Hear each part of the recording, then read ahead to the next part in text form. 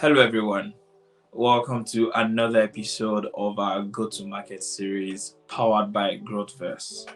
And today we have a juggernaut in house to address a salient, very important, and yet largely confused role, which is product management. And today, the juggernaut that we have in house is not just an experienced product manager, he is an advisor, he's a founder, he's an innovation consultant, a product strategist, and currently a product strategy director at Infinom. Um, this person embodies a lot about what it takes to be a global product manager. Like I mentioned, some of the things he's done, and even more recently, he led product strategy for Mara, a popular blockchain product that is very well in Africa. And personally, I love to call him PSG. And at this time, I don't mean the football club PSG, I mean the product strategy guru.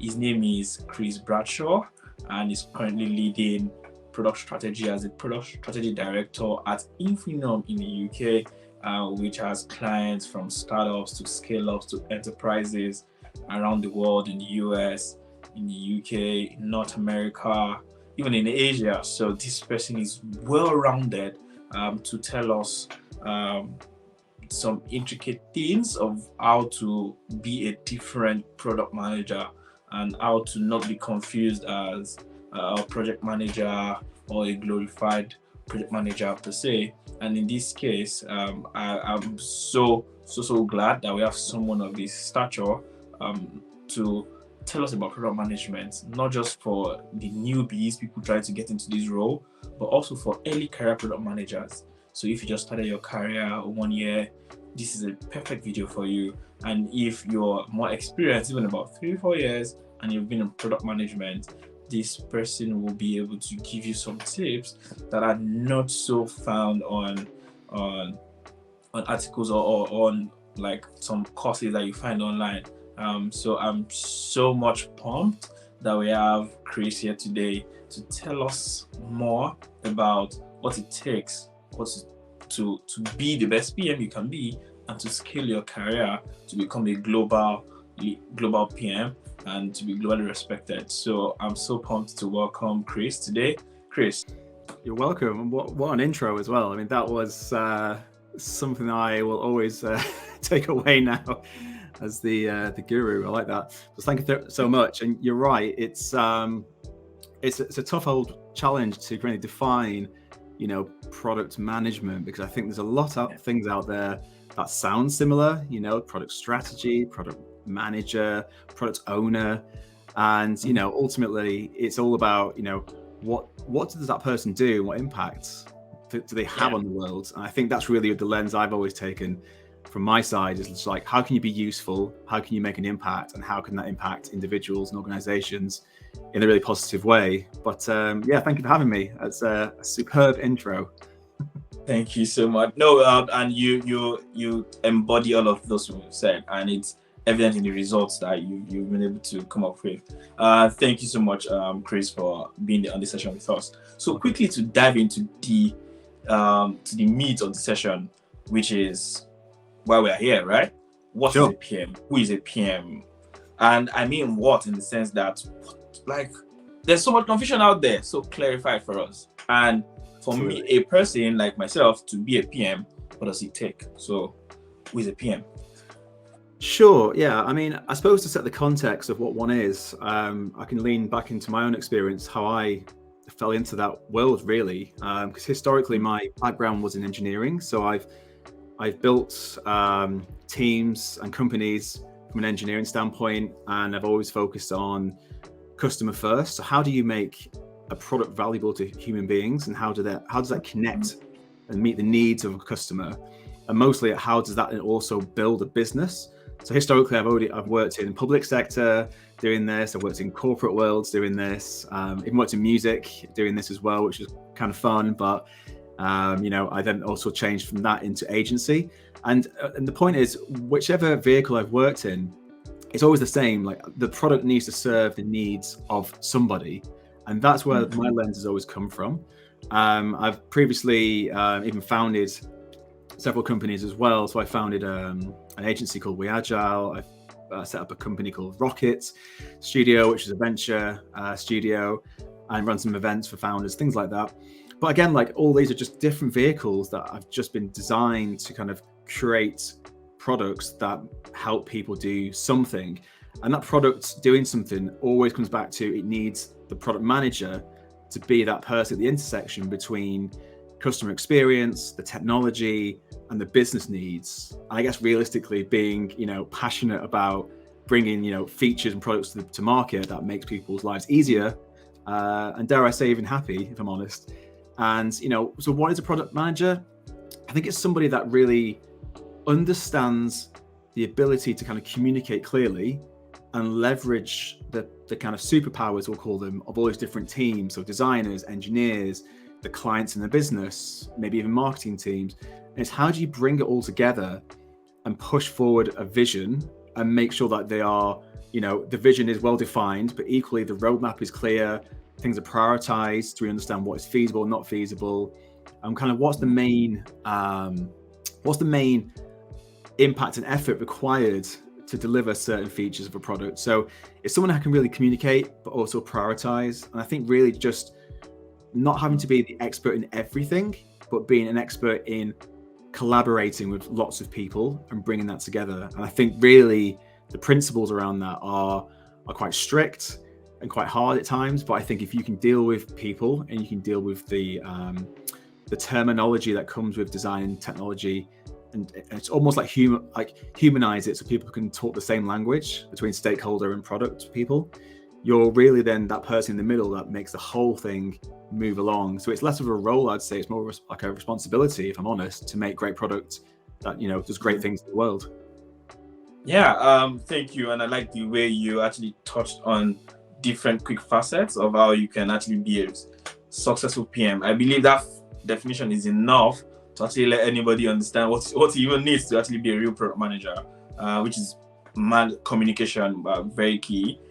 Thank you for that. So quickly, all of that looks nice, right? All of that looks juicy, looks sweet. But sure, why should anybody even care? Like, why should I want to be a PM?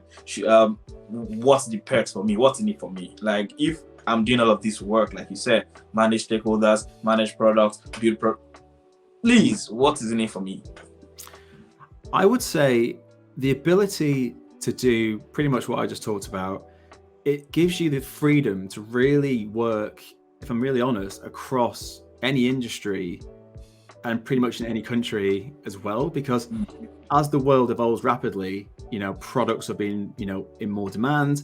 Everyone essentially has a business, is becoming a tech business, or should be. And I think products they're essential, right, for every company to be competitive, to be fast, to be lean, and to make, a significant difference. So being a product manager, if you have the right skill sets and the right history of work, you can essentially almost be a bit like a digital nomad, where you can pick an industry and work in it, but then you can shift to something else. And I would definitely implore people to not be afraid to change, like being somewhere, learn, grow, take what you can from it, move it to the next thing. My history has obviously been from, like I said earlier, working different types of companies, start my own companies, and now I work at Infinum, leading the strategy initiative there. And every step that I've done a change. Sometimes it's been really smooth and great. Sometimes it's been really hard, but it's got me to a point where I have learned a lot now. So I can confidently talk to companies, whether they are a big global enterprise or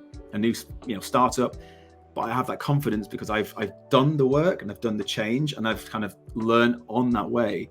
So for me, it's like about freedom. And I suppose when you talk about why a product manager or why work anywhere, right? I mean, it's like financial freedom, time freedom, choice freedom. And I think for me, it's helped me go from like, an employee back in my early 20s to running companies, founding companies, and consulting my own companies because I had that experience. So yeah, for me, it's certainly a way to get, on the fast track to freedom and to kind of have a really, I guess, diverse and interesting career. So you're not bound by just one niche. You can jump between companies and get a really good, rich experience for work and for life.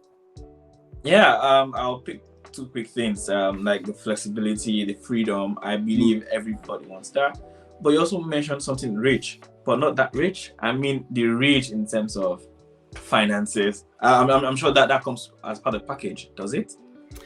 It does, yeah. I mean, I think the skill to be a product manager is something that not everybody can do or wants to do, I guess, because some people just like to be very specialist in their world. Like they could be the best coder, the best designer, the best, and we sort of sit in this kind of intersection between what the client wants and what the agency does, for example, and we kind of make that work in a really smooth way.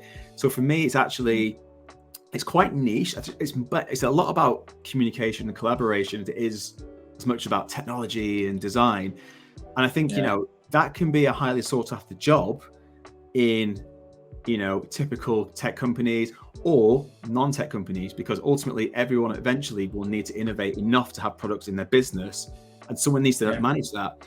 And what I mean by levels of and pay, of course, you can do this as a consultant as well, which I guess the money is significantly higher. But it depends what you want. And I'm saying that this gives you like the freedom of choosing. You can be in-house, you can be external, you can do your own company. But I believe the market is in need now of really good product managers. So for me, it's certainly something I wish I'd learned at school was a job. I just sort of fell into it from just doing this. But yeah, for people who are just starting the industry, I think honing your skills to maybe one day know you can have that choice of going either freelance, consultant, or run your own company is a really empowering thing. And I think that's why I'd always recommend it as a career choice. Oh, excellent. For me, I'm sold. If I was starting out, I'm actually sold. But so we've spoken about how juicy this is, right? So I think what skill set do I need if I want to get into as a PM? What are the competency models? What bucket of skills do I need to have, or to be a PM? I mean, it starts really with, I love how in product management world, everyone thinks you have to be this kind of ninja in technology and be able to do everything in tech wise. I would say it's more the opposite. Like, I think everything's about people. And I think that I'm fortunate I have an engineering background and I've done some coding and I've done some architecture. I wouldn't say I'm the best, but I talk that language. But as a PM, I think you really need to understand it. It's about being clear at communicating what we're doing, and clear to communicate between multidiscipline types of teams. One day you're talking to engineers, one day you're talking to a marketing officer at a client, or you're talking to a designer. You need to be able to talk a clear language between them. So communication is key. I think being able to leverage, build, or learn frameworks to help you and your team and clients. And what I mean by that is, so at Infinum, for example, right now we are building what we call an innovation framework, and that's ongoing forever, really. But it's about how do you build the best practice on every step of an engagement. So you have an idea over here, and then you want to, build an innovation. There's a lot of steps in that need to be checked and making sure the risk is taken out of it. And these frameworks can be used for things like roadmaps, user story making, running like design thinking sessions. It's just think of it like a toolkit. So the more you work in this industry, the more you can build your toolkit, and you'll find that as you go into more challenges later, you can reuse this. So basically you're getting better and your tools are getting better. And then by doing that, you can then essentially be more confident in essentially empowering your team members to have the right context, to achieve the right goals with their skills. That way you don't have to be the person that's like the best at everything. You can just basically empower those people. Yeah, exactly. I think your job then is to basically educate and lead in that sense, but we're very good at like doing trade-off decisions. So when you deal a lot of features and products, they have negative impacts or positive impacts. There's technical debt where you have to really understand, like, is it feasible in this phase or is it the next phase? And I think the combination of all this stuff is about having the conviction and confidence to, switch between these like roles of communicating, trading off decisions, and making sure that you're just really enabling the product team to deliver something extraordinary and basically on time, and that the business you're working with is working in a true partnership together. So I'd say it's a lot more skills like that than it is I have to be the best at Java, or I have to be the best at design thinking. Essentially, it's about collating these frameworks to then deploy them into the teams that you work with to help them be better. And you're the person in the background collaborating, and documenting, and helping the business then work through this kind of challenge with you.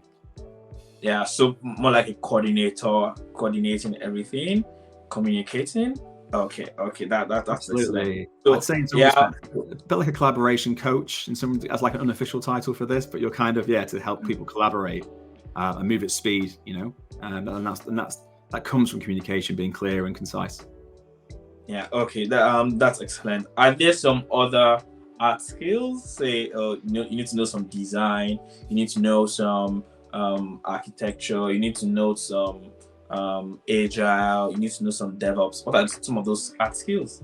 Yeah, of course. I mean, I think understanding the agile philosophy is mandatory, if I'm honest. You don't have to be a scrum master as such, but understanding the way agile works is a very big win. I think also from using a tool I use quite a lot is called a design sprint, which is about how do you basically rapidly solve big challenges or prove new ideas quickly. It's a way to kind of understand the challenge, document it, test it, and validate it before you get into the big product lifecycle build, which can take months to years sometimes. So it's about how do you do those things quickly.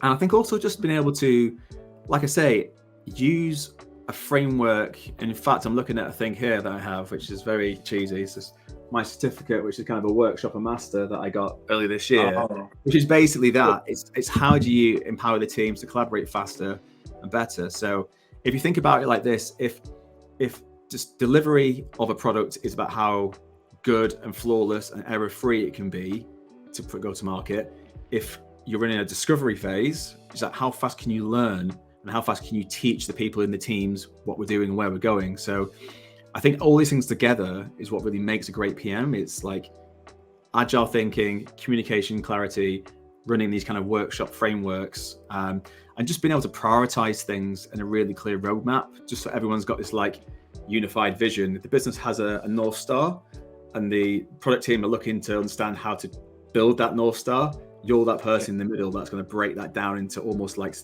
bite-sized chunks to work together and map the journey clearly. Excellent.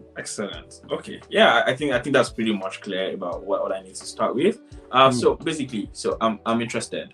I want to become a product manager. Where do I start? Do I need to take what do you recommend from your experience? Is it a course? Is it trying to build projects? Is it a portfolio? What are the evidences I need? Yeah, I can't stress enough about just doing the work. And that might sound quite obvious, but it's the best things I've learned, good or bad, have just been from doing projects. And some projects have been amazing. Some projects have been terrible in terms of how they've ended it. But it's been a mixture of like the two, which has taught me so much more. And I think a lot of people spend a lot of time at the minute, on social media talking about stuff for marketing reasons to sell themselves. But really, I would say for early stage people wanting to get into this or at the start of their career, just do as many projects as you can.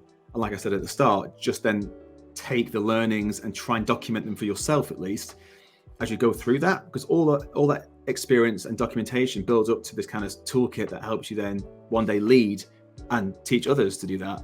So I think for me it is about that, and not being afraid to kind of stretch yourself on stuff. If you're not sure about things, that's where you lean to your team to teach you. But I think you have to keep doing the work. And then for me, it's about once you've done the work, that is like a portfolio, but it's built on reality, not like, if I'm honest, marketing fluff. You're not just making things up to sound great, because I've seen that, but a lot of people do that. It's like, I have done this work. It's been real, it's significant, it's had an impact, and I was part of that. And if you can get your clients on board to maybe validate that, I think referrals are the best way to get anywhere in life, really. It's like, if you don't believe me, you can speak to this CTO at the company I work with. They loved it, So it is about building connections and network, but proving it through the work itself. Okay, that's a check. And I can attest to the referrals being a proof of concept, I think, all my life. I think that's been what has helped me thus far.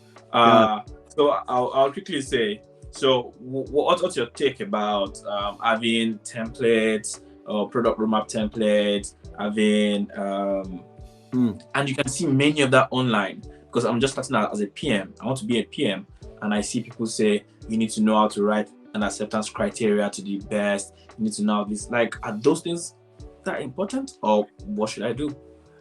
I think they're important as much as, you know, most jobs have a requirement to do certain outcomes and admin chores around it. But I would certainly say, you know, in the ascendance of things like, you know, ChatGTP and things like that, you have tools now to help you create a lot of these faster. The skill is more about being able to understand what the client actually wants and then translating that into like a plan of action, and not depending on, we have to use a template and that's it, because templates are great, frameworks are great, but they're flexible. You need to be flexible. And I would say the best product managers are the ones that can take parts of these different things and then mold it around the challenge. So for example, if I'm a client and I've hired a product manager and his team to do something, but I've already done, you know, 6 months worth of research and user testing and product market fit, you know, why would they want to do that again? They probably wouldn't. But our team is meant to be, we would take that, learn from it, and adapt the frameworks and templates then accordingly. So I would certainly recommend having them as your toolkit, but I would also recommend don't just run that same script every time. You have to be able to, like, listen, empathize, and adapt and be bespoke with your approach. But yeah, they do help though. So I would say your journey is to kind of collect those sorts of things as well as your education experience, and then together that's where you know, climb the ladder, we'll call it, of product manager excellence. Okay, yeah, excellent. So what does your day-to-day look like? We know that you've talked about different things about engaging clients, communicating. On an average day-to-day for a new PM or like a growing PM, what does it entail? So really you're spending, I'd say, 50% of your time, you know, that's my collaboration thing, on stand-ups and calls roughly with different team members. So for example, my day already today, I've had a stand-up with a technology team, a design team, and a project team. And that project team call actually had the client on there. So really you're basically checking in all the time that the plan you've made with the client at the start of these engagements is happening. And then as things change and adapt, you're the person then to take control of that and say, okay, we might be behind on this, but here's how we get up to speed. Or the client's had this new idea. Is it right for this phase or the next phase? So I think a lot of it is around that kind of collaboration and talking with different parties always. But I think equally it's about, can you capture that into a meaningful document and then sort of come back proactively to the client and your team when needed and say, look, here's a risk I've spotted, or here's an idea that would work. What do you think? So that's what I said at the start. I mean, it's a role on paper, but it's responsibility really as a general rule of thumb, because you represent really both sides of the coin. You're kind of like a one foot in the business world, one foot in the product world. So you're there to represent both sides, but in the most healthy and useful way. Excellent. I think that's very, very important that people actually know what they do every day. Like, it's not that I'll sit down on Figma and be doing wireframe all day and I get tired and I get bored. So I think it's important people know how much communication goes into being a PM. I'd say 50% production, 50% communication. To be really Okay, that's very good. So you already mentioned something about how to scale fast, like how to be different, or how to scale your career, maybe what makes you successful, which is about communication, clarity, and the rest. But what are the other things that can help me scale my career fast? I'm a 1 year PM, or I just got into product management. So do I need to focus on a particular industry? Do I need to focus on being an executor? Need to focus on that. What should I focus on to become like a top PM? I would say it's about surrounding yourself with the right people.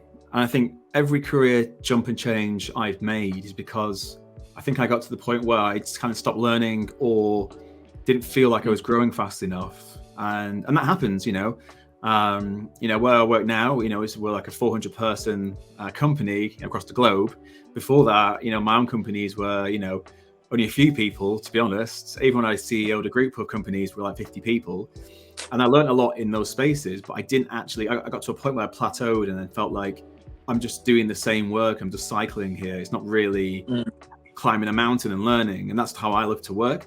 So I think it's about, if you want to grow fast, don't be afraid to be around people that are more senior or experienced than you and just learn of them. That's one thing. Secondly, reach out to communities. The Workshop and Master I just mentioned is a community of global workshop specialists who, again, I can lean into and talk with and learn from. So find communities that are of your interests and join and just be part of that.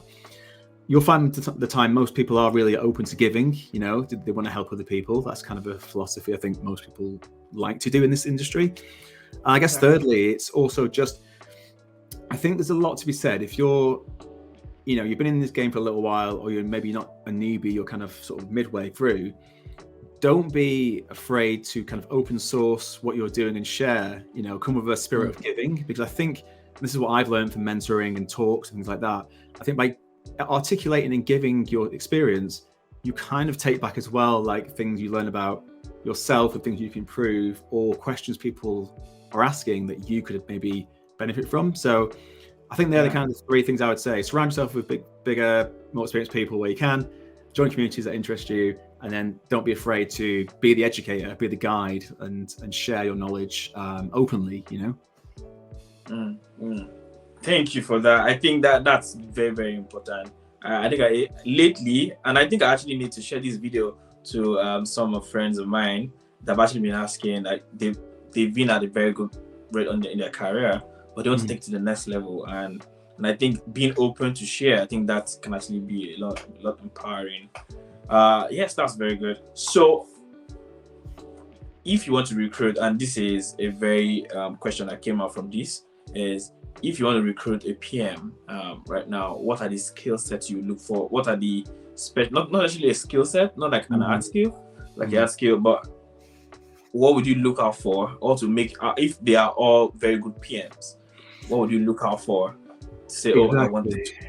Yeah, it's a really good question, because I think a lot of people can put a lot of things down on their LinkedIn's and CVs, agile gurus and product this, product that, I see it all the time. But for me, it's back to what I said before. I think what I'm interested in is that track record. Like, what have you worked on? Like, what impact did it have? What did you learn from it? What was good and bad about it? What challenge did you overcome? And I think you quickly find that people who use these things as a marketing or sales gimmick, and I've seen a lot of people do this, talking about, we're agile and we're this. I think when you really peel the layers away, you can see if that person actually did the work, or they just were part of a team that did most of the work and they're just latching onto it. So I think that for me is a really good telling sign. But I think also asking them, how do they deal with a scenario? Because for me, it's about knowing, can that person run, for example, like a workshop, or how would they manage a sprint? And I think it's more about asking them about circumstantial examples that obviously validates they are good at certain useful things like agile and product management, ownership, etc. I think that's really good. But I think lastly, it's, can you articulate clearly ways you've done either research or insights, workshops, strategic advisory work around a product or a problem for a business, and what was the outcome? I think they're the kind of things I really lean into. And then you can ask them more generalized questions like, talk about your people, time management, road mapping, feature prioritization skills, because they're just like part of the job. That's what everyone expects you to do. But I think really it's about, I think most of these things are about stories. If they can tell you the story that really makes you lean into it and go, they've done that, they are the expert. That's what I want to see and hear. And usually, back to what I said earlier, if you've got a case study or something public that goes, this is the thing that we did together, and that speaks volumes to me over someone with the best glossy CV/sales pitch, because that won't be a long-term engagement then. Well, that might be a red herring, so that's how I look at things quite a lot. Do the work, and and talking about your work. Yeah. Yeah. What really matters is the work, if I'm honest with you. Oh, great. So this is a very, I think this would be a B part of that question, and I've been asking this question as well before about what kind of products should you focus on? Should you focus on like the core product that makes the most impact? Like I've spoken about, like what impact did you, what you do, what impact came from it, or should I focus on probably a new industry and launching a new business? So meaning I'm starting out this whole idea, I'm bringing up ideas. Let's add this. Like, is it building up ideas or probably the revenue impact? So let me just go to a company that is safe, that I know that they're actually good, and I become a PM there, and I say, my impact has made $5 billion last year, or I launched a new product from the start. What's bigger? That's a good one. And I think it comes down to what the individual is looking for, if I'm really honest, because I think, some person would have a different want than, say, somebody else. And what I mean by that is, historically, I used to love building my own companies. I think I've done like 5 now, maybe 6, in terms of agencies and consultancies in the last sort of 10 years. And I love doing that. I love building the companies who then built products from the ground up. And I love the idea of like being part of that journey from like the idea to the innovation. And that was what really drove me for quite a while. But then I got to the point where I realized like it was fun, but the impact the products were having didn't seem that meaningful to me once we actually launched into the market. It was great to be part of that creation process, but products sometimes take time, and and that's kind of one of the reasons why I actually kind of sidestepped from kind of consultancy and building companies into Infinum, for example, because the reach and the scale that they have, I could be part of. And I think strategy and product management is a big part of that.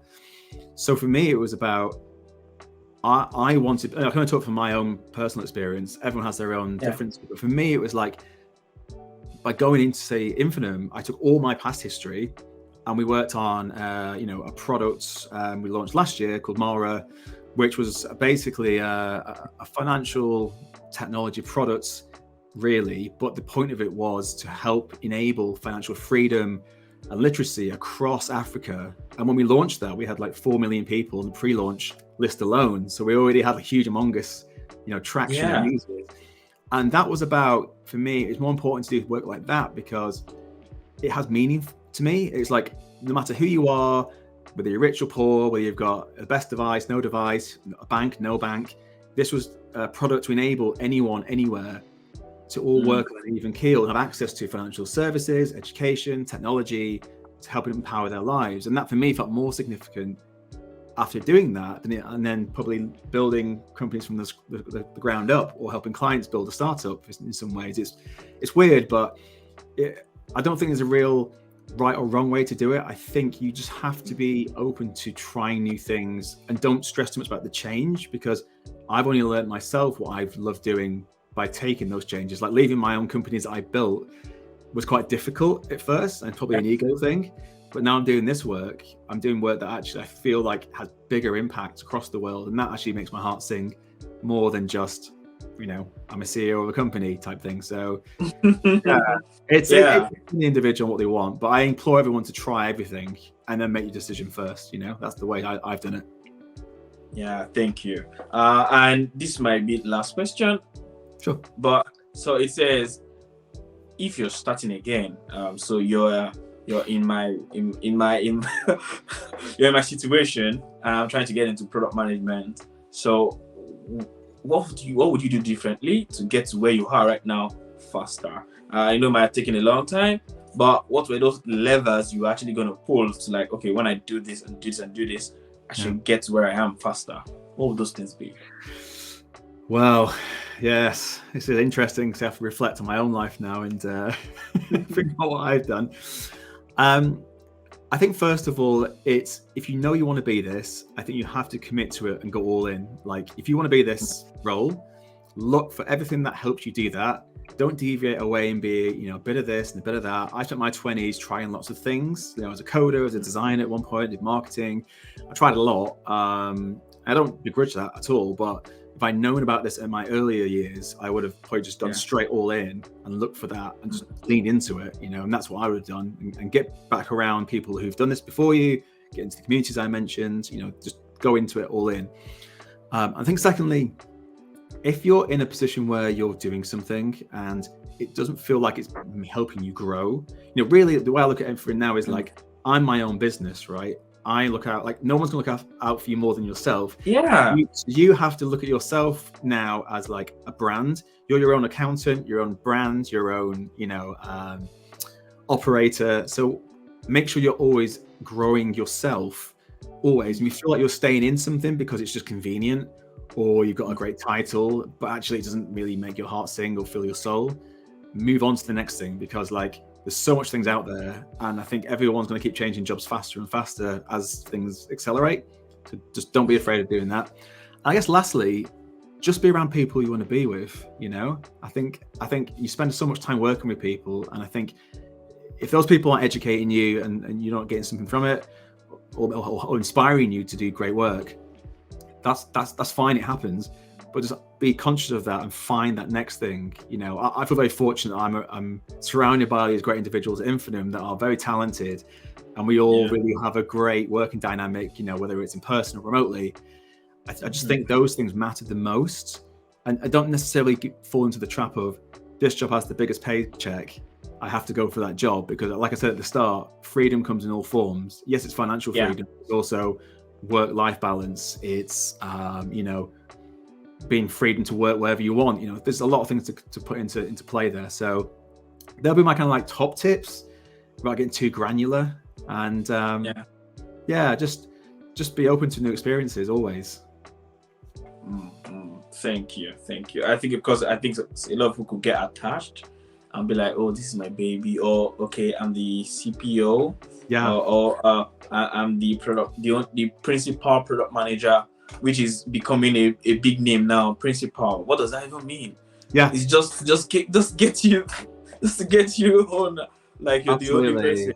Absolutely. I would say, from somebody who had a great, if you look at my LinkedIn, it tells a tale of someone who climbed up the ladder and came from like a role to an MD to a CEO of a group, then my own companies, and it all sounds and paints a great picture, but that's just social media. That's what it does.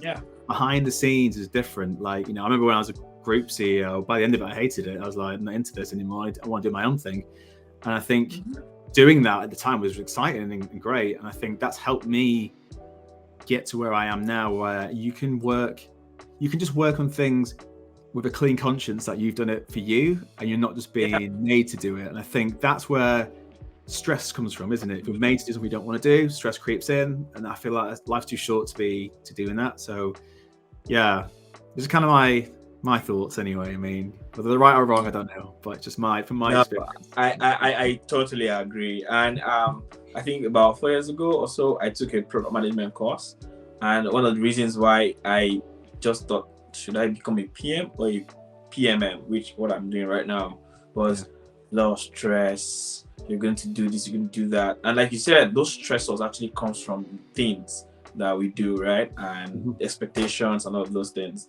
But I think getting to your own point of like not being scared of moving, if that actually helps you, I think that's very, very important. And a lot of PMs should actually hear this and know how to make the right career decisions, and can want someday become a PSG as well, like Chris. So this will be this basically will be closing the curtain on this for today. But I would really be pleading right now in public that Chris will be open to have a Twitter space where people can even ask more salient questions, more personal questions about how they can grow their career from early career to become mid and expert in PM, and becoming a director, and even becoming impactful as much as the things you've done, like with companies like Mara, Infinum, and the rest. And we'll be glad to have you on such a session.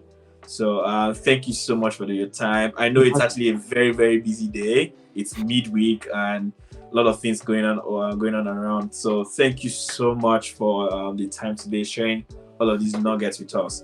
And if you watch the videos to this point, one thing I want you to take home is don't fear. Someone of this expertise and experience has done it, has been there and done it, and he has gone through different kind of roles, been CEO, been PM. But the most important thing is impact, right? And freedom. So what does freedom mean to you? Why are you trying to get into tech? Most likely you're trying to earn more money. Most likely you're trying for job security, or you're looking for the future. All of this man has been able to do it. And as a PM, he has shown that it's possible. Because my own fear initially was the stress or something. But he's enjoying the freedom at being a PM, working fully remote, and having the flexibility of all of this. So this is a call to you if you're looking to become a PM. And so thank you so much, Chris. We'll be open to have you for the Twitter space soon. Thank you. Thank you, guys. Catch us in the next one for another non-coding job in tech that you could actually consider as well. So we'll be closing the curtain on product management today. So thank you, everyone.